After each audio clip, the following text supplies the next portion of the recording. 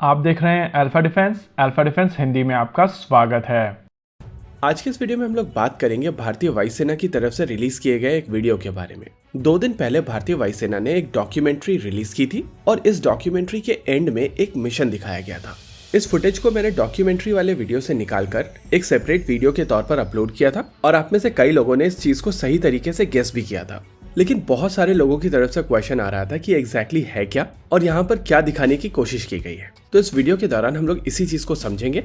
Recent समय में भारतीय वायुसेना और पाकिस्तानी एयरफोर्स के बीच में एक इंसिडेंट हुआ था जो बेसिकली 2 दिनों तक चला था। इस इवेंट के पहले लेग में भारतीय वायुसेना की तरफ से अपने मिराज 2000 प्रॉपर पाकिस्तान में भेजकर बालाकोट को बॉम्ब किया गया था और ऐसा करते समय भारतीय वायुसेना के मिराज 2000 को पाकिस्तान की तरफ से कोई भी चैलेंज नहीं आया था। यानी कि भारतीय वायुसेना के मिराज 2000 पाकिस्तान के अंदर जाकर प्यार से बॉम्बिंग करके वापस आ गए थे। अब दूसरे दिन पाकिस्तान की बारी थी और पाकिस्तान की तरफ से 24 फाइटर जेट का एक पैकेज लेकर भारतीय थल सेना के एक ब्रिगेड हेडक्वार्टर को टारगेट करने की कोशिश की गई थी। इस ब्रिगेड हेडक्वार्टर को 2 Su-30 MKI प्रोटेक्ट कर रहे थे और पाकिस्तान की तरफ से इनको काफी ज्यादा प्रोवोक किया गया, लेकिन फिर भी वो फाइटर जेट अपनी जगह पर मौजूद थे। मीनवाइल श्रीनगर एयरपोर्ट के ऊपर MiG-21 बाइसन डिप्लॉयड थे। इनका रोल यहाँ पर इंटरसेप्टर एयरक्राफ्ट के तौर पर था और एवेंजर फॉर्मेशन में 2 फाइटर जेट वहां से टेक ऑफ करते हैं। इस फॉर्मेशन में एक एयरक्राफ्ट विंग कमांडर अभिनंदन उड़ा रहे थे जो एक पाकिस्तानी F-16 को टारगेट करते हैं और प्रोसेस में वो पाकिस्तान के अंदर चले जाते हैं। ऑल्दो थ्योरेटिकली वो भारत की टेरिटरी है, लेकिन इस समय वहां पर कंट्रोल पाकिस्तानी एयरफोर्स का है। अब यहाँ पर भारत और पाकिस्तान के बीच में एक डिबेट बना रहता है और वो डिबेट हमेशा बना रहेगा जब तक पाकिस्तान में कोई इस इंसिडेंट को लेकर किताब नहीं लिखेगा और दूसरे बंदे की बात नहीं करेगा।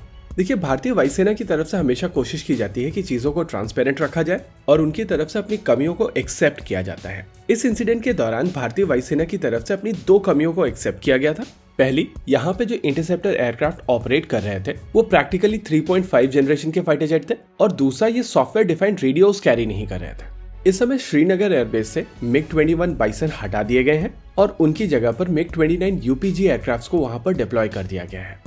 इतना ही नहीं, भारतीय वायुसेना के MiG-29 UPG एयरक्राफ्ट को फर्दर मॉडिफाई किया जा रहा है और इन एयरक्राफ्ट के साथ में सॉफ्टवेयर डिफाइंड रेडियोस को इंटीग्रेट किया जा रहा है। यानी कि भारतीय वायुसेना की तरफ से अपनी इन दोनों कमियों को दूर कर लिया गया है। इसके अलावा यहाँ पर जो MiG-29 ऑपरेट कर रहे हैं वो बेहतर BVR कैपेबिलिटीज, बेहतर सेंसर्स और बेहतर इलेक्ट्रॉनिक वॉरफेयर के साथ में डिप्लॉय किए गए हैं। अभी आपकी स्क्रीन के ऊपर इसी वीडियो का एक स्क्रीन ग्रैब है और अगर आप इसको ध्यान से देखेंगे तो यहाँ पर MiG-29 बेसिकली श्रीनगर में डिप्लॉयड है और अगर आप बेयरिंग को देखेंगे तो आपको समझ में आएगा कि एनिमी एयरक्राफ्ट काफी हद तक कोटली की तरफ से आ रहा है। यानी कि MiG-29 UPG श्रीनगर से उड़ के राजौरी और पुंछ के बीच में कोटली की तरफ से आ रहे वेक्टर को इंटरसेप्ट करने जा रहे हैं। और अगर यहाँ पर इस एयरक्राफ्ट की सिचुएशनल अवेयरनेस की बात की जाए तो यह एयरक्राफ्ट श्रीनगर के ऊपर उड़ते हुए राजौरी और पुंछ के बीच में लगभग 180 किलोमीटर अंदर देखने की क्षमता रखता है और लगभग 100 से 120 किलोमीटर तक की दूरी पर एनिमी को एंगेज करने की क्षमता रखता है। ओवरऑल यहाँ पर पिछले इंसिडेंट को एक बेंचमार्क के तौर पर यूज किया गया है और ये दिखाने की कोशिश की गई है कि कैपेबिलिटीज सिग्निफिकेंटली एनहांस हो चुकी हैं और इस जगह पर जो रिसेंटली MiG-29 UPG डिप्लॉय किए गए हैं ये एयरक्राफ्ट केवल श्रीनगर के ऊपर उड़ते हुए पाकिस्तान कंट्रोल्ड एयर स्पेस के अंदर काफी डीप देख सकते हैं। इन फाइटर जेट्स को MiG-21 बाइसन्स की तरह बहुत ज्यादा क्लोज इन करने की आवश्यकता नहीं होगी और ये श्रीनगर के आसपास उड़ते हुए ही एनिमी के एयरक्राफ्ट को डिटेक्ट करके उसको न्यूट्रलाइज करने में सक्षम होंगे। ये बात सच है कि यहाँ पर एक्चुअल मिशन नहीं दिखाया गया है, लेकिन यहाँ पर कैपेबिलिटी दिखाई गई है और ये डिफरेंस समझना बहुत जरूरी है। इसी के साथ आज के इस वीडियो में रखते हैं केवल इतना ही। वीडियो को अंत तक देखने के लिए धन्यवाद। देखते रहिए अल्फा डिफेंस। जय हिंद।